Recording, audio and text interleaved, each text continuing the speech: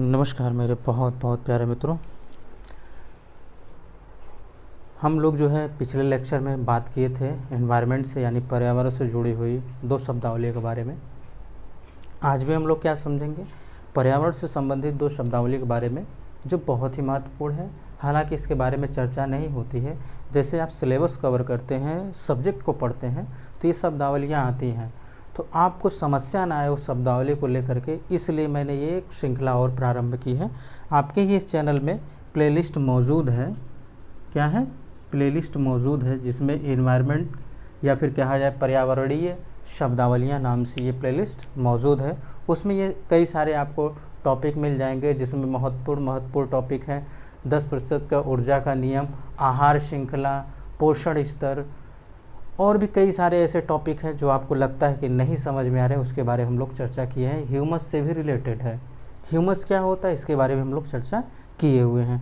तो मित्रों, बिना देर किए हुए ही आज हम लोग बात करते हैं, जो दो टॉपिक को चुना गया है उन दो टॉपिक के बारे में चर्चा करते हैं, जिसका एक नाम है जीरोफाइट जिसको बोलते हैं मरुद्भिद, और दूसरा है संयोजी प्लवक टेक्नोप्लैंक्टन। क्या होता है, इन दोनों को हम लोग समझते हैं बहुत ही आसान भाषा में। सबसे पहली बात, जीरोफाइट क्या होता है? मरुद्भिद, इसका नाम क्या है? मरुद्भिद। ये एक प्रकार से एक विशेष प्रकार के पौधे होते हैं। कैसे पौधे होते हैं?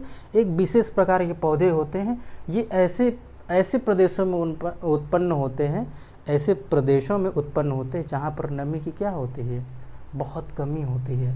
जहाँ पर नमी क्या होती है? बहुत कम होती है। तो इस कारण से ये पौधों की जो संरचना होती है ये अलग टाइप की होती है। इसकी जो पत्तियाँ होती हैं छोटी होती हैं और कटीली होती हैं, और क्या होती हैं? कठोर होती हैं। छोटी होंगी, कठोर होंगी। क्यों होंगी? इसका कारण हम लोग समझते हैं। मान लीजिए ये पत्ती है बहुत छोटी सी, ठीक, ये क्या है? छोटी सी पत्ती है, बहुत मोटी है और कठोर है। क्यों ये होती है? ताकि यहाँ पे अपने जल को क्या करे? यहाँ पे रोक सके। अब बात ये आती है, कौन से ऐसे प्रदेश है जहाँ पर ऐसी घटनाएं होती हैं, ऐसी चीज़ें पाई जाती है जहाँ पे नमी होती ही नहीं, आर्द्रता होती ही नहीं। तो जाहिर सी बात है कहाँ पे होंगी? जो रेगिस्तान टाइप के होते हैं, डेजर्ट जोन होते हैं, वहाँ पर भी ऐसा होता है। और कई जगह साइबेरिया वाले एरिया में भी होता है। साइबेरिया का तात्पर्य ये होता है, यहाँ पर देखिए रेगिस्तान दो प्रकार के होते हैं, इसी पर चर्चा कर लेते हैं। रेगिस्तान यानी डेजर्ट दो प्रकार के होते हैं। एक कौन वाला होता है? एक ठंड वाला होता है, तो एक गर्मी वाला होता है। कहा जाए एक गर्म होता है और एक ठंड होता है, यानी ठंडी होती है। समझ में आया? गर्म का मतलब ये जो बालू वाले क्षेत्र होते हैं, बालू वाले जो रेगिस्तान होते हैं जिसको डेजर्ट बोलते हैं या फिर सैंड डेजर्ट बोलते हैं, ये जो होते हैं ये बर्फीले वाले एरिया होते हैं। कौन से वाले एरिया होते हैं? ये बर्फीले वाले।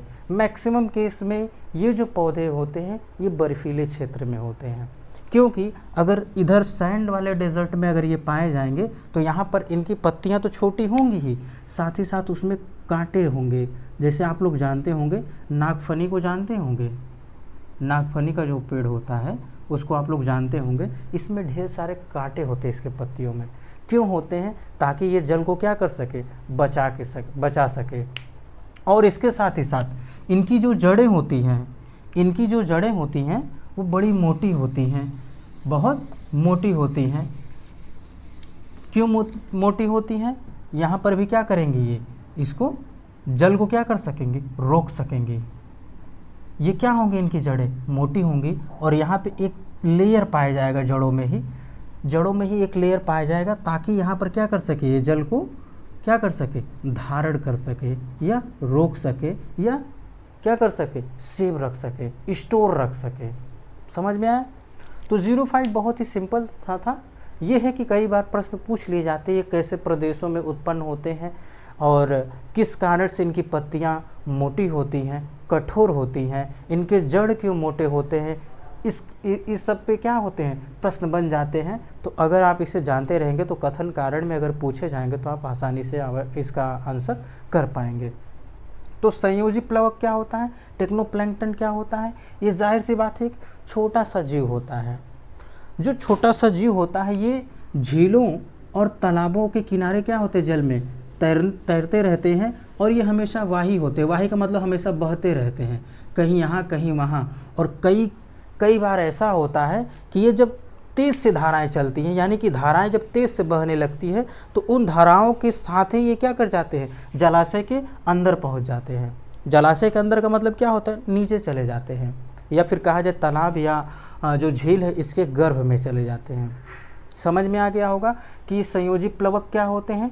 ये झीलों तालाबों में तैरने वाले एक वाही जीव होते हैं जो मुख्यतः किनारे पाए जाते हैं, लेकिन कई बार ऐसा होता है कि ये धाराओं के साथ ही झीलों तालाबों के धाराओं के साथ ही बहकर क्या कर जाते हैं, जलाशय के अंदर चले जाते हैं।